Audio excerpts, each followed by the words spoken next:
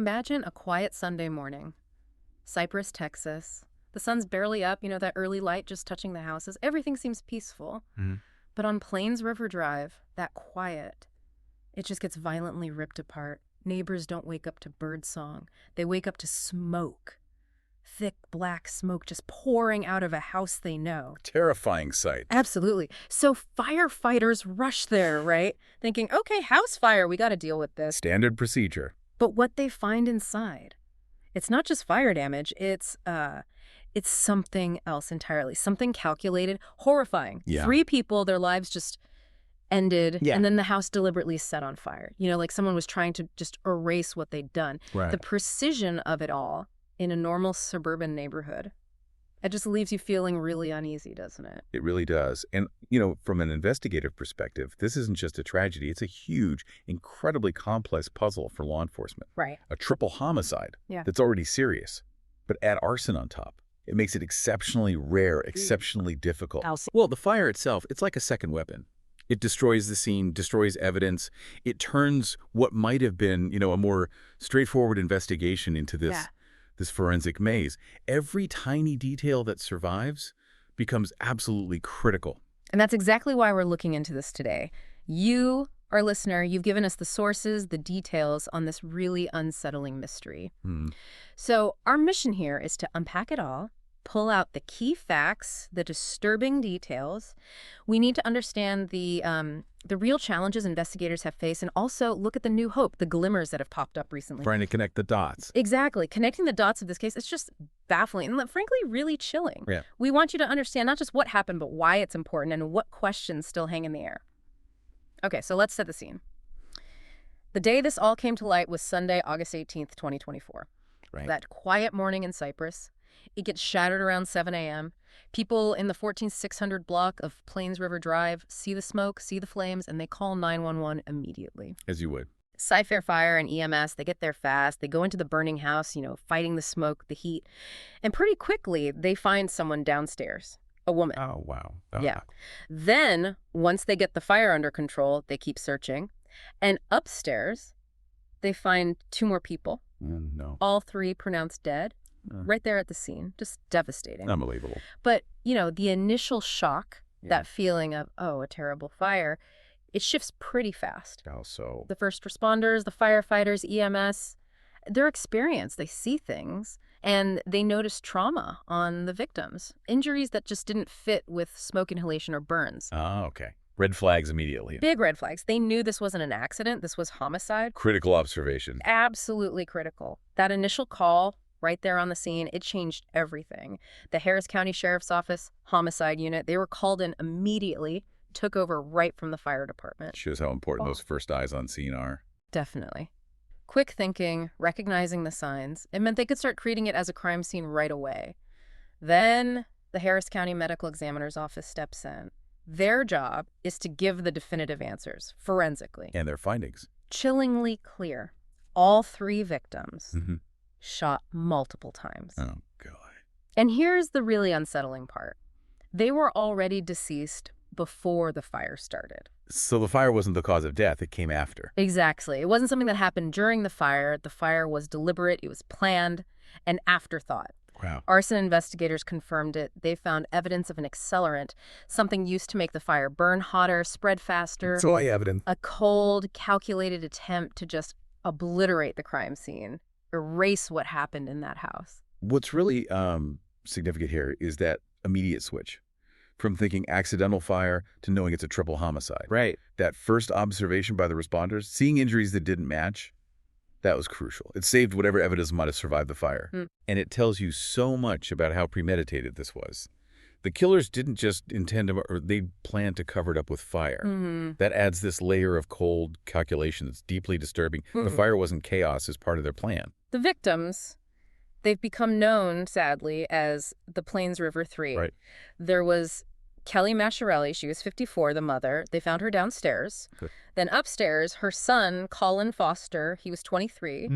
And also upstairs, Kolin's girlfriend, Cameryn Richard. She was 21. She'd been living with them for a while. 3 lives. Just gone. Just gone.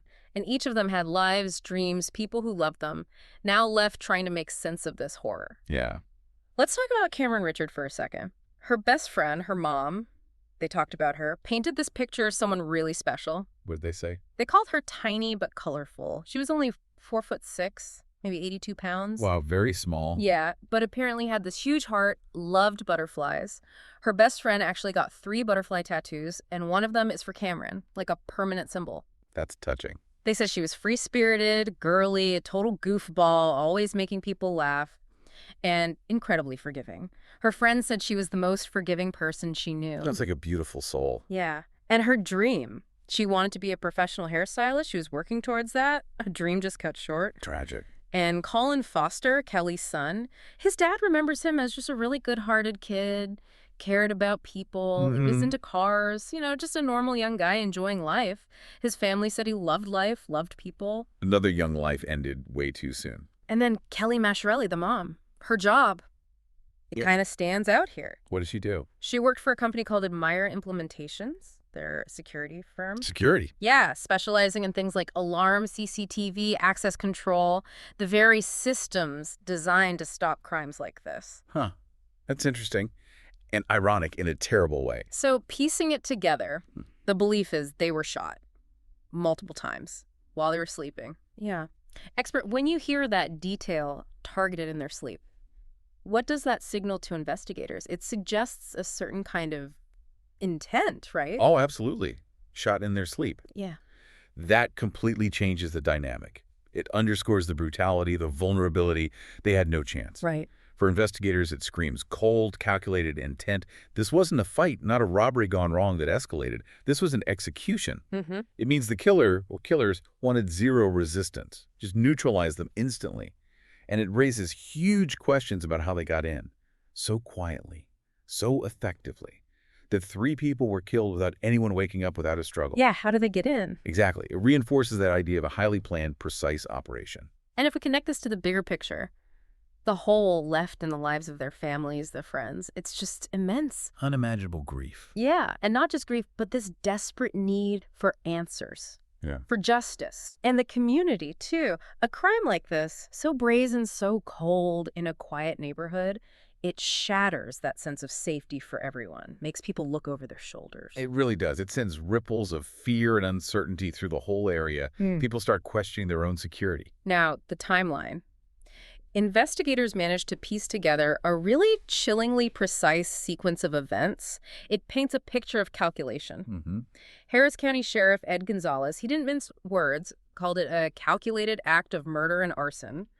Premeditated. Strong words, likely accurate. He pointed out things like the getaway driver, the fact they seemed to be canvassing the area beforehand, all suggesting planning. This wasn't random, it was an operation.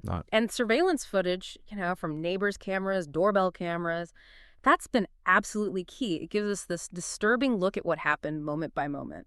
Video doesn't lie, even if it's grainy. Exactly. So around 5:30 a.m., that Sunday morning, August 18th, the suspect vehicle, this dark 4-door sedan, it first shows up in the neighborhood. But it doesn't just drive through, it drives around. For about 30 minutes. Okay. Expert, what does that suggest? A car just sort of meandering for half an hour before a crime like this. Well, the 30 minutes it's significant. It suggests a couple of things to investigators. One, they could be casing the house, looking for activity, lights on or off, best approach, best escape, right? Waiting for the right moment. Or they could be trying to look like they belong, Try not to seem suspicious by just sitting parked somewhere. Just driving around might seem more normal to an early riser. Makes sense. And then, crucially, the footage shows one suspect getting out of the car at the corner of Watermill Drive and Palos Park Drive. One suspect gets out. Right. Which immediately tells you multiple people involved, at least 2. A driver and the person who went inside. This wasn't a lone actor. It was coordinated. Okay, so this person gets out. What then? They move on foot, southbound on Palos Park Drive, towards a community center nearby. Jumps a fence at the community park, then walks along the fence line, heading towards the back of the victim's house. Keeping out of sight. Trying to. Then, around 6:05 a.m., the suspect goes through the back gate and then enters the house through the back door. Okay, enters the house. But here's the detail that just has out. It sends a chill down your spine. No sign of forced entry. No forced entry. In a triple murder Expert, what are the implications there? That's terrifying. It's incredibly terrifying, and it points investigators down one of two very distinct, very chilling paths. Which are? One, the victims knew their killer, or at least one of them did. Maybe they let the person in willingly, or the killer had a key, knew a code, something like that. an inside job, or someone they trusted? Possibly. Or possibility two, which is almost scarier in some ways, an extremely sophisticated entry. Someone who knew how to bypass locks, maybe disable alarms, without leaving a trace. A professional. Wow. So investigators have to dig deep into the victims' lives, relationships, any disputes, but also meticulously check the house's security, especially given Kelly's job, right? Right, the security system's connection. It completely changes the profile of who they're looking for. Not a random attacker, but someone with a connection or someone highly skilled. So the suspect is inside at 6:05 a.m., and then things happen incredibly fast. How fast? Between 6:05 and 6:11 a.m.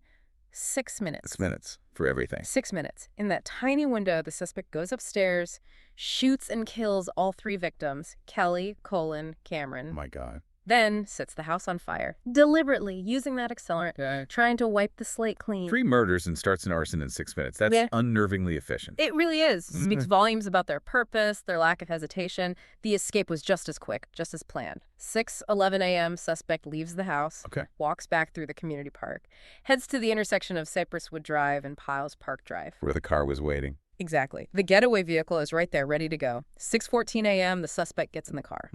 6:15 a.m. So just 10 minutes after entering the house, the car is last seen. Driving south on Cypress Rose Hill Road, heading towards US 290. Getting away clean. And one more detail. As they drove away, they turned off their headlights. Trying not to draw any attention, even in the early morning. Yeah. Smart in a sinister way. So when you lay out that whole timeline, minute by minute, what does it all add up to? It adds up to an alarming level of precision and speed. Yeah. It strongly suggests significant coordination between the person inside and the driver. It also points towards possibly prior knowledge, maybe of the house layout, maybe the victim's routines, perhaps even security weaknesses. It feels professional, chillingly so. It has that feel, yes. A brutal act carried out with cold, calculated efficiency. It leaves you wondering who could possibly do this, plan something like this. It's a level of planning you don't always see. Okay, let's talk about who they're looking for. The perpetrators. Investigators are clear. This wasn't just one person. Right, definitely at least 2. The person who went inside, did the killing, set the fire, and the getaway driver. Sheriff Gonzalez put it bluntly. He said, this coward also had help as someone was driving his getaway car. Calling them out. Good. So law enforcement is looking for a team, which, makes the search harder. More people involved means more potential leads, but also more complexity. Now, descriptions. We have a few details, but they're interesting. What do we know? The person seen getting into the getaway car, authorities describe them as a man or boy with a tall, muscular build. Okay, tall, muscular. But the suspect seen on camera actually going to the house, going inside, described differently. Medium-built male wearing a dark-colored hoodie and long pants. Tall and muscular versus medium built, that's different. Right. So, expert, does that suggest maybe more than 2 people, or could it just be, bad lighting, different angles, making the same person look different? That's a great question, and it's something investigators grapple with all the time with surveillance footage. It could hint at a third person, maybe a lookout, or even a second person who went inside. But it's also really common for descriptions from low-res, maybe night vision footage, to very tall, muscular, seen from a distance getting into a car, might look medium-built up closer, in shadow, wearing baggy clothes like a hoodie. Right. The clothing could obscure the build. Exactly. What's certain is at least 2 people. Whether it's more, they'd need clearer evidence. It just shows how frustrating video can be. You see something, but not quite enough. And the car itself, it's pretty distinct, which you'd hope would help. What are the details? It's a dark-colored 4-door sedan. Could be blue, could be black. Okay. But it has specific features. A third brake light, but it's low down in the bottom part of the rear window. Unusual placement. Yeah. Chrome rims, chrome grille, chrome emblem on the front, and reflectors in the back bumper. Those are good details. Distinctive. People trying to help ID it, car folks, they think maybe a 2013-ish Kia Forte, or possibly a VW Jetta or Passat. maybe a Hyundai accent. There's even some debate about the color. Could it be maroon instead of black or blue because of the lighting? Lots of possibilities. But those specific features, the brake light, the chrome, those are the keys. But here's the frustrating part. Even with those details, even with multiple cameras catching the car and the suspect, identifying them has been really hard. Why? The main issue, poor lighting and low resolution. That's what authorities say.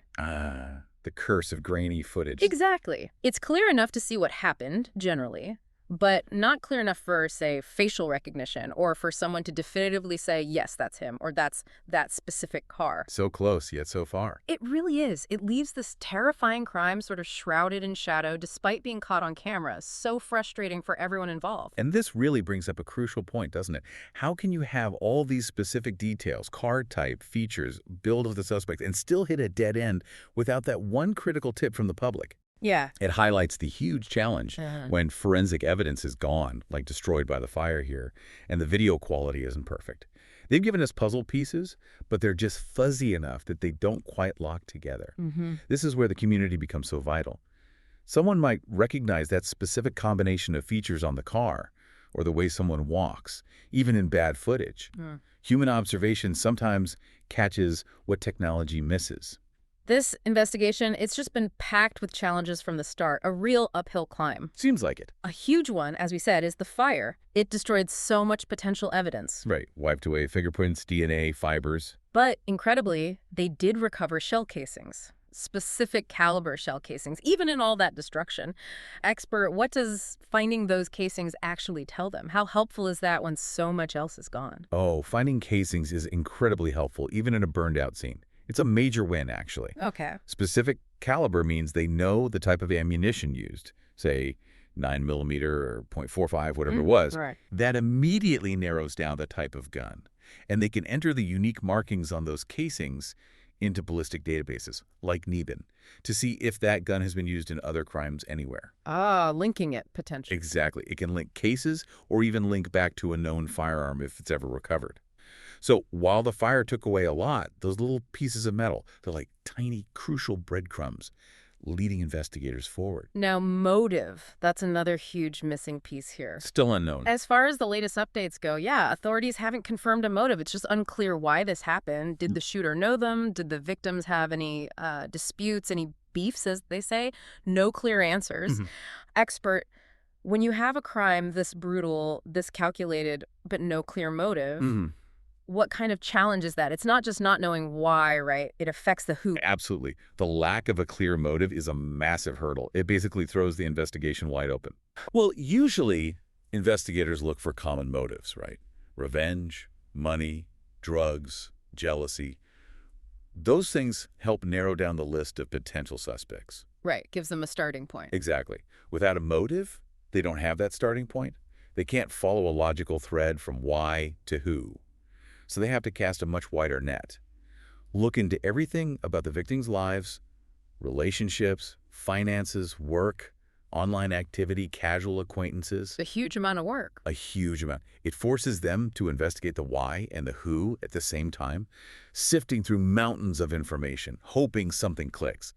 Every potential lead, no matter how small it seems, has to be checked out. Detective Wendy Posadas, she's the lead investigator. She acknowledged how complex this is, said it means they can't release a lot more info to the public right now, other than the surveillance video. Protecting the investigation. Yeah, probably necessary. But it also makes it harder for the public to help, you know? If you don't know what to look for beyond the video, it's a tough balance for them. It is. They need tips, but they can't risk compromising a lead or showing their hand. But they are getting tips. The sheriff's office confirmed they've received several, and they're actively chasing down every single one. Good. Shows people are trying to help. And they're digging into the victims' phones, too. Looking for clues there, you know, digital breadcrumbs the fire couldn't touch. They're clearly not giving up. No, you can't in a case like this. The determination has to be relentless. And, you know, connecting this back, when your forensic evidence is damaged or destroyed, like it was by the fire here, those public tips become absolutely vital. Yeah. It really underscores how crucial community involvement is. Someone, somewhere, might have seen that car that morning, or heard something unusual, or maybe they know someone who started acting strange afterwards. No detail is too small. It might seem insignificant, but it could be the one thing investigators are missing. They really rely on the eyes and ears of the community in situations like this. It's often that one single piece of information that breaks everything open. Okay, so despite all the challenges, there is renewed hope here, driven by the police work and also by the families speaking out. There's now a big reward out, up to $25,000. That's substantial. Yeah, it's a joint effort. FBI Houston, Harris County Sheriff's Office, Crime Stoppers, they're putting that money up for information that leads to an identification and arrest. Shows how committed they are to getting answers. Hopefully, it encourages someone to talk. Money can be a powerful motivator, especially when someone might be scared to come forward otherwise. And law enforcement, they are making urgent pleas, just constantly asking anyone with information to step up. Sheriff Gonzalez said it plainly. We believe someone in our community recognizes this person or the vehicle. They're counting on someone seeing that footage and knowing something. Exactly. Trusting that someone's conscience or maybe that reward will make them make the call. And the families, their appeals are just heartbreaking. Tina Taylor, Cameryn Richard's mom, she spoke out. Imagine the strength that takes. Unbelievable strength. She said, and this is just chilling, that an evil person is still out there walking around and warned they will do it to somebody else. A terrifying thought. She begged anyone with info to call the tip line. Said somebody else is going to die if this person is not taken off the street. Just raw, powerful words highlighting the danger. She's right. People capable of this, they often don't stop. Kolin Foster's dad, Michael Foster, he also spoke. Just expressed his hope that someone finally will break their silence, give them the answers they need to even begin healing. You just ache for these families, Yeah. living in that uncertainty. So the message from everyone, police, families, it's crystal clear. One single tip, that could be the key. In a case where evidence was burned away, that one little piece of information, it could be the link they need, the thing that connects all the dots. And here's something that really offers a spark of hope. KPRC2, the local news station, they had sources saying law enforcement has a good lead on this vehicle and its location. Oh, really? That's huge. Yeah. Expert, how big a deal is a lead like that? Finding the vehicle in a case that's been so tough, that could crack it wide open, couldn't it? Oh, finding the vehicle is potentially game-changing. Absolutely massive, especially when the crime scene evidence is limited. Why is it so important? Because the vehicle itself becomes a new crime scene. They can process it meticulously. Look for fingerprints, DNA maybe from the driver, maybe from the person who got in after the murders, hair, fibers, anything. Right. They might find cell phone data connecting it to certain locations or people. And crucially, it has registration. It links to an owner. That gives them a concrete person, or at least a starting point, to investigate directly. So it moves from chasing shadows to having a real target. Exactly. It's potentially the most significant breakthrough they could get. It could absolutely blow the case wide open and lead them right to the people responsible. That's a huge glimmer of hope. And this brings up an important question for you listening right now. How can you help? Even if you're nowhere near Cypress, Texas. Yeah, what can people do? Spread awareness. Share this deep dive. Talk about this case. Keeping it in the public eye is critical. Sometimes just sharing the story means it reaches that one person who knows something but didn't realize its importance. Or maybe it jogs someone's memory.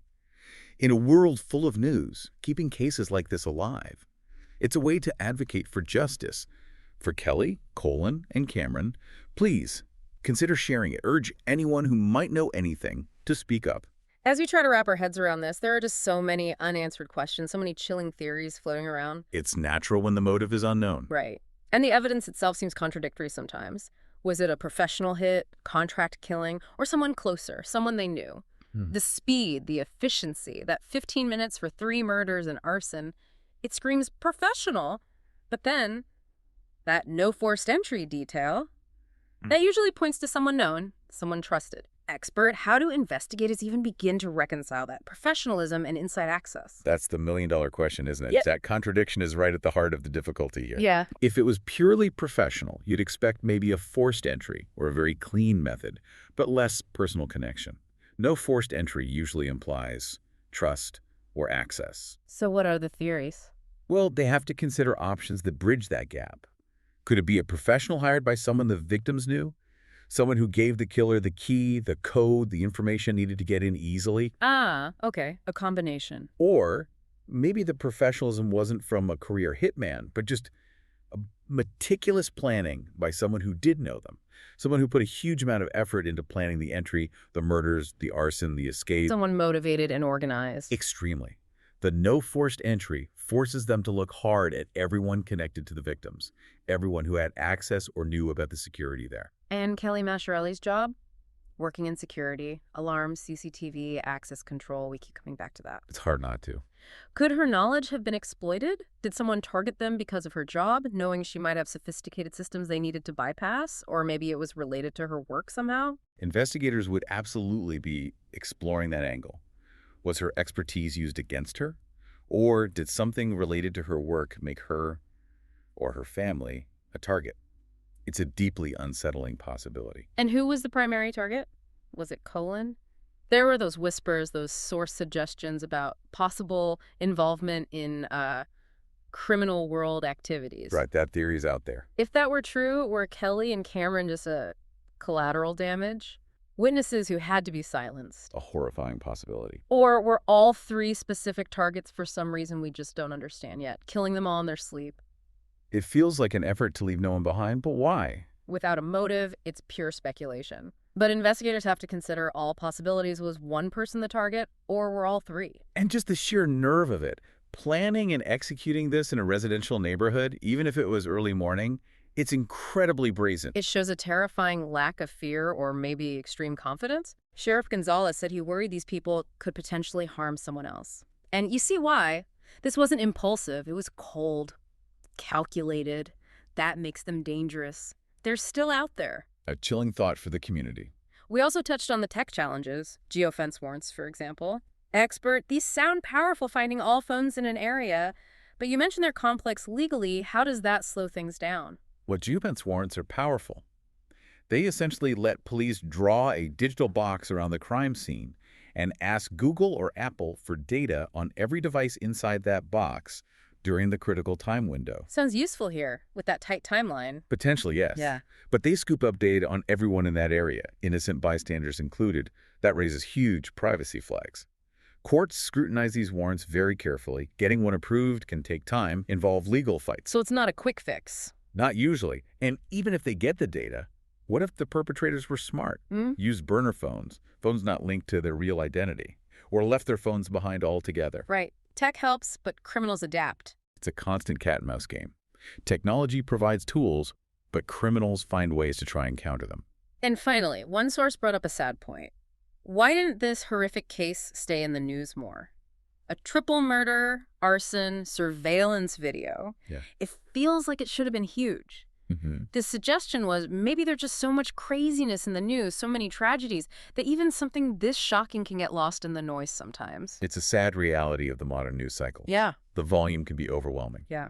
It just reminds you that sometimes the answers are hiding in plain sight. On a grainy video in someone's memory, just waiting for the right connection to be made, waiting for justice. So we've walked through the layers of a deeply disturbing crime today. The Cypress triple murder, Kelly Masciarelli, Kolin Foster, Cameryn Richard, 3 lives just brutally extinguished, their home set ablaze to cover the tracks. A calculated, cold-blooded act. And despite surveillance video, despite distinct features on the getaway car, the killers are still out there. The precision, the lack of forced entry, the missing motive. It makes this one of the most chilling and perplexing cases we've examined. And with so much evidence lost to that fire, the lack of a clear motive, it really comes down to tips. As Colin's father said, somebody knows something. That's not just a saying, it's the absolute truth here. Someone out there has the information that could unlock this whole thing, bring justice to these families, bring some peace back to that community. You've heard the details now, the timeline, the victims, the suspects, the challenges, the hope. What stands out to you? Think about sharing this deep dive. Talk about it. Awareness matters. It really does. The more people know about Kelly, Kolin, and Cameryn, the better the chance that one crucial tip finally comes in, that the silence is broken. If you or anyone you know has any information seriously, no matter how small or insignificant you think it might be, please do the right thing. Please call. Contact FBI Houston directly. The number is 1-800-SHE-AL-FBI. That's 1-800-225-5324. Or you can submit a tip online at tips.fbi.gov. Crime Stoppers is also an option. Your call could be the one that solves this. If you found this deep dive useful, if it made you think, please take a second to rate and review us on your podcast app. It really helps other people find the show. Helps a lot. And for more investigations like this, make sure you're following us on Spotify or wherever you get your podcasts. We also put clips and highlights up on our YouTube channel. That's Whispers of Crime. Hit subscribe and turn on that notification bell so you don't miss anything. And check out our previous deep dives, too. Lots of cases to explore. The silence surrounding this case, it's as chilling as the crime itself. But often, answers are hiding in quiet corners, waiting to be found. Let's all hope that for Kelly, for Kolin, and for Cameryn, those answers come soon. That justice finally breaks through the silence.